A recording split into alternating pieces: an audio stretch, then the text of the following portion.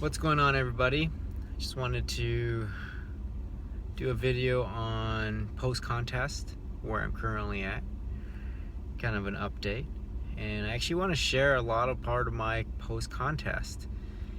Yeah, I shared a lot of my journey to the stage, 36 weeks. I ended my prep this past Saturday at the NAMBF Empire Classic. What a great way to end my show, my contest prep. Great show, great people. It's always nice to be able to step on stage with other natural competitive athletes. And I love being able to be surrounded by people like that. But yeah, just reflecting, I've lost over 55 pounds, 10 inches on the waist. Started my prep 36 weeks out. I did everything possible to get to where I needed to get to. Brought the best I could, and ever, to be honest with you. And I'm very proud of where I brought my body, my physique. And now we're at a point where we need to recover. What does that really look like? Most people will say that post-contest, that is the hardest part of starting a prep, is what do you do after? And I've had major issues in the past with food issues, I would say. I would binge, I'd feel terrible. Just an unhealthy relationship with food. It was nuts. But luckily I've been able to grab a handle on it. So right now, 4 days post-show, I'm up like 7-8 pounds on the scale, which is fine. I could care less, to be honest with you. I need to gain a little bit of weight. But the idea is I need to get healthy. And I need to get to a realistic body fat where my hormones begin to replenish and start being normal again. And so I got my lab work done. That way I have a baseline of where things are at ground zero post show. And plus I met with my PCP, primary care physician. So I'm going to meet with him again now that I got my lab results done, because there are some numbers that are complete crap. Okay, they are outside even the range that scares the crap out of me. So the first one that was elevated was my liver function. So my AST, my ALT is about 30 points above the normal. So that's not good, because the liver does quite a lot. So the other thing is, I was doing keto, or cyclical keto, targeted keto, the last 10-12 weeks of my prep. People think that, yeah, it's the best thing, it's, so many health benefits, yada, yada, yada. Well, I guess you could say that's somewhat true, but my HDLs, my good cholesterol, is 124. If you're not familiar with HDLs, optimal is 60 and above. So it's double. So that's pretty cool. Triglycerides were 88. Anything under 150 is good to go. Here's the real kicker though. My LDLs, my bad cholesterol, is 243. Okay. Under 130 is considered okay. Under 100 is optimal. But frick, 243, it's never been that high. The most it's ever gotten up to is like 120.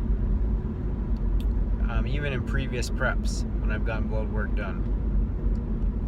So that was eye-opening.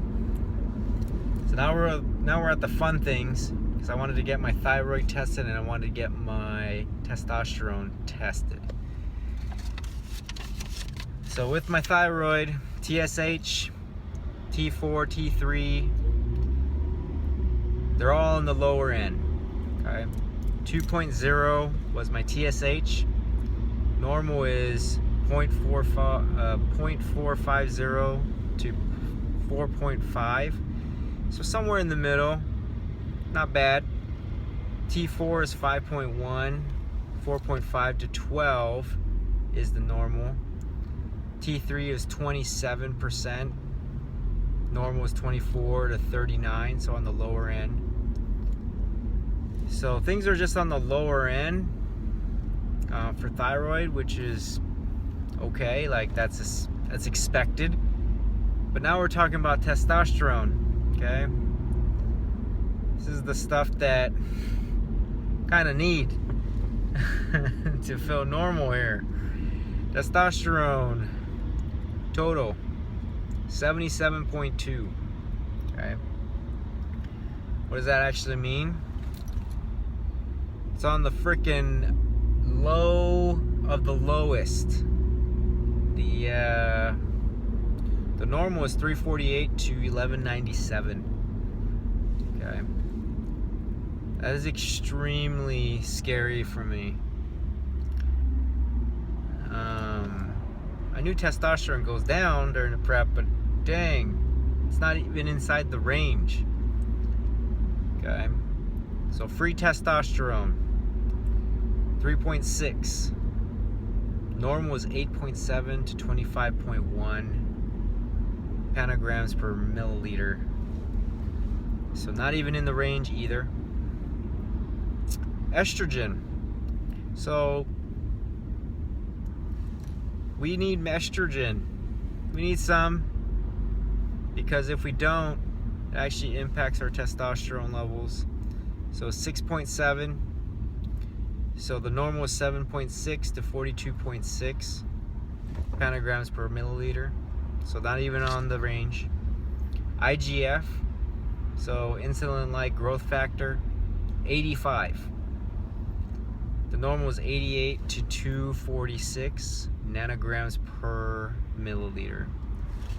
So as you can see, these numbers are out of alignment big time. Okay, is it scary? Yes. What am I gonna do now? The plan is really take a step back and focus on health. Yes, I practice flexible dieting, it fits your macros. I've dove into ketogenic diets. But now I really need to think about food choices. Really try to find foods that are going to help me heal, you know, naturally, because there's no way I'm going to go on hormone therapy. I'm going to meet with my provider tomorrow, but no, man, like, I am going on the path of doing things differently, and I want to share that.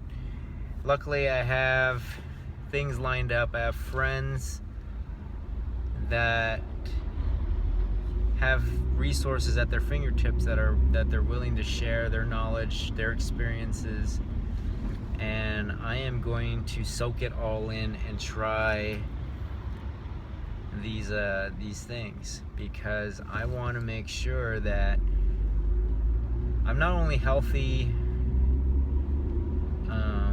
now, but I want to be healthy during a prep the next time I do it. And to be honest with you, I probably won't prep for quite a long time, you know, and because I really want to get a handle on what foods really do work for me, either culturally, you know, really try to dial it down to foods that really do work for me personally. And maybe I'll get a lot of flack for some people that just think it's calories in, calories out, all this good stuff, which I still have a belief system around, don't get me wrong. But honestly, I feel like I need to explore other options as far as what's going to be optimal for me to keep my health where it needs to be. And you know, we're gonna definitely test the waters, and I'm gonna be sharing it in hopes that it does help other people gain some perspective that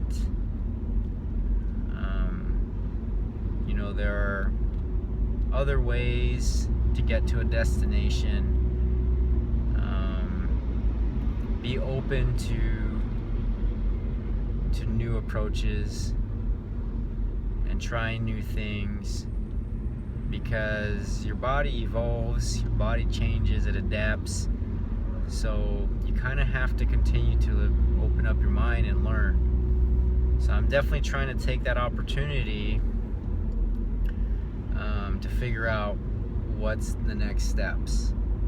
And you know, I definitely want to make sure that my health is in a good place. You know, and I just want to be completely like candid, because a lot of times you only see the person on the stage and they look great. You know, there's some sense of like, oh, that person probably had to work really hard to get there.